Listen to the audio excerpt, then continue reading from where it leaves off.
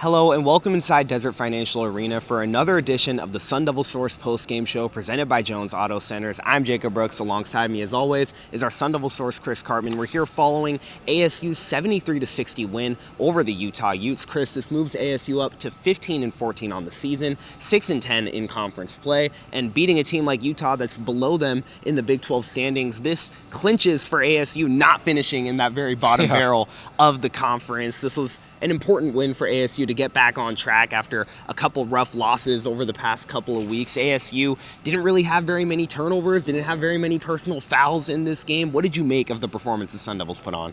Yeah, they executed well against a bad opponent. At home, this is the type of game that you should see from the Sun Devils. They had 5 turnovers.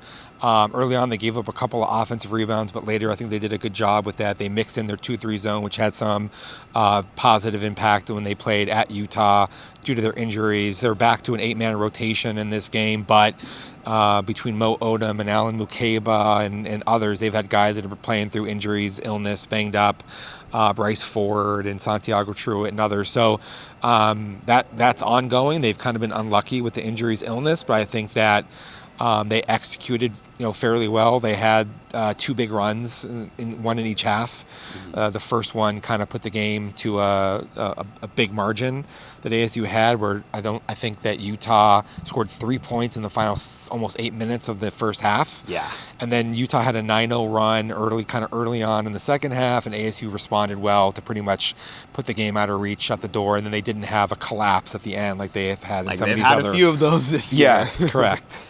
And Chris, I want to dive deeper into battling through those injuries. When Bobby Hurley came into the media room for his post-game availability, the first thing he said was, I have to compliment Mo Odom and Alan Mukeba for playing through injuries, and then kind of slid a sneak diss in there to some of his past teams. He said, some guys on some of my older teams might have sat out for 6 to 8 weeks with the injuries that those guys are playing through. I asked Mo Odom about playing through that injury. He said, it wasn't even a question. He was for sure going to go out and play. What does it say about this team and the culture that even in a year that obviously is not going as well as they might have hoped, guys are laying it out there for the team?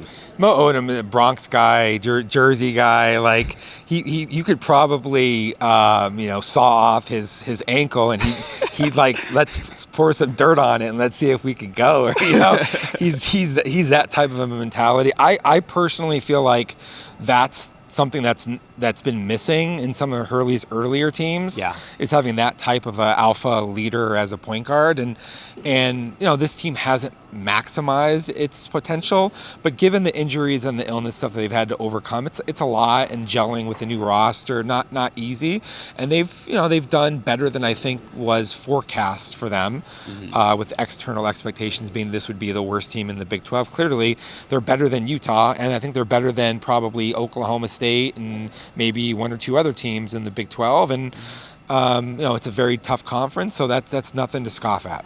And Chris, you talk about the Big 12 conference. It's almost time for the conference tournament. ASU only has 2 games left in this regular season. The Kansas Jayhawks will come into DFA Tuesday night, and then after that, ASU will travel to go play Iowa State. Kansas just got stomped by Arizona today. They have a potential #1 pick in the NBA draft, Darren Peterson. After that, you got to go on the road in a tough environment against Iowa State. What's the expectation for those games, and what could potential outcomes mean for the Sun Devils in the Big 12 tournament? Yeah, who knows about Peterson from a game-to-game basis with a lot of the chatter out there about him asking out of games and not playing in a lot of games for whatever reason. Kansas is a formidable opponent. I think we've seen like Texas Tech beat Arizona and Tucson, then came to Tempe and lost. It's tough coming back after 2-3 days of playing Arizona and Tucson. Now maybe Kansas getting throttled there might make it hungrier and could present a more difficult senior night. ASU is playing. They're going to have 3 games left for sure. That's the minimum, okay? And a win in one of them guarantees that they won't have a losing season. That's meaningful. And then if you ask Mo Odom today, he says, I think we can shock the world, but we also obviously know we can't win and then lose the next game because you're going backward. That means they kind of got to beat Kansas. And Iowa State got destroyed at home today in Ames by Texas Tech. ASU just beat Texas Tech not that long ago. And no Toppin today, of course, because he's out for the season-ending injury. So is it possible ASU could beat Kansas and Iowa State? Yeah, it's possible. ASU didn't play well enough to be able to put itself into a position to get a bye. The way that the Big 12 tournament works is the top 4 teams get a double bye. Then the next 4, 5, 6, 7, and 8, they get a single bye. And then 9 through 16 have to play on Tuesday. ASU is going to have to play on Tuesday, and they're probably going to be somewhere between a 10 and maybe like a 14 seed, depending on what happens here in the next week, the last couple of games. The 12 and 13 seeded teams play the number 5 team if they win, which could be Texas Tech or somebody in that range. For ASU to have any chance of an NCAA tournament, which is exceedingly unlikely, they probably would have to beat Kansas and Iowa State and win their first game, and then beat a team like a Texas Tech or somebody like that in the second round, of the Big 12 tournament, just to even be in the conversation. Yeah. That is highly unlikely. It's a 1% thing, right?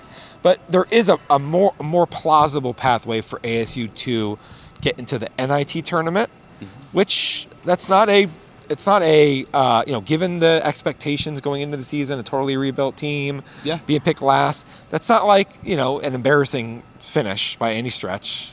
By Hurley and ASU, but even for that to happen, they probably have to win a game or two against really good opponents, and move up, and then we'll see where the chips fall. And Chris, to put a button on everything, you talk about postseason chances for this team battling through injuries, adapting compared to previous Hurley teams in terms of zone defense and stuff like that. With all of that in mind, that senior night game against Kansas on this floor in just a couple days, do you think it's looking like that would probably be Bobby Hurley's last game in Tempe? Yeah, more than likely. I don't know that for a fact. I think that Graham Rossini said recently in a radio interview on Arizona Sports that they're evaluating it through the end of the season, and then they'll make a determination. So I don't know. It's hard to prejudge that, but I think Hurley and his staff had said to people before the season started that they felt like they were going to need to make the NCAA tournament for him to be given another year, another contract.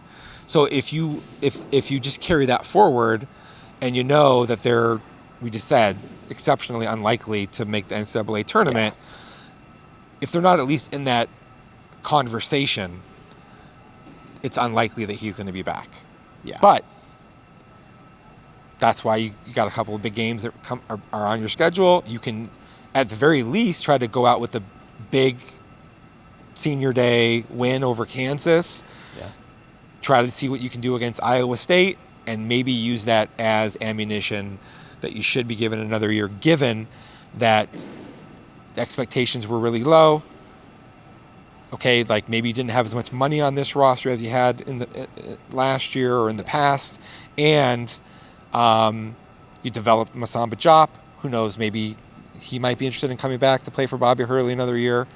You did mix in 2-3 zone, which you hadn't done previously. There's coaching and whatever other things that you're trying to all bring together for your argument for why you should get additional time. I just think it seems unlikely.